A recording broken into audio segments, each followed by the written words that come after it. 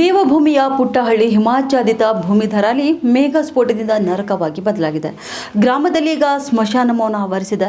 ಜೀವ ಕಳೆದುಕೊಂಡವರ ಸಂಖ್ಯೆ ಅಂತೂ ಏರಿಕೆ ಆಗ್ತಲೇ ಇದೆ. ಇನ್ನು ನೂರಾರು ಮಂದಿ ನಾಪತ್ತೆಯಾಗಿದ್ದು ಹುಡುಕಾಟ ಕೂಡ ಮುಂದುವರೆದಿದೆ. ಇನ್ನು ದೇವಭೂಮಿ ಸ್ವರ್ಗವೇ ಧರಿಯ ರೂಪದಲ್ಲಿ ಮೈದಿಳಿದಿರುವ ನೆಲೆಯಾಗಿದೆ. ಇನ್ನು ರೌದ್ರ ರೂಪ ತಾಳಿ ಉಕ್ಕಿ ಬಂದಂತ ಜಲಪಾಶ ನರಕವನ್ನೇ ಸೃಷ್ಟಿ ಮಾಡಿದೆ. ಕ್ಷಣಾರ್ಧದಲ್ಲಿ ಮಧುರ ತಾಣ ಮಣ್ಣಿನಡಿ ಸಮಾಧಿಯಾಗಿದೆ. ಇನ್ನು ಫಲಿತಾಂಶವಾಗಿ ಸಾವು ನೋವಿನ ದುರಂತಗಳು ಕೂಡ ನಡೆದಿವೆ. ಬದುಕು ಛಿದ್ರವಾಗಿದ್ದು ಅಳಿದುಳಿದವರೆಗಾಗಿ ಹುಡುಕಾಟ ಕೂಡ ಮುಂದುವರೆದಿದೆ. ಇನ್ನು ಉತ್ತರ ಕಾಶಿಯ ಧರಾಲಿ ಮೇಘ ಸ್ಫೋಟಕ್ಕೆ ಬಲಿಯಾದವರ ಸಂಖ್ಯೆ 5ಕ್ಕೆ ಏರಿಕೆಯಾಗಿದೆ.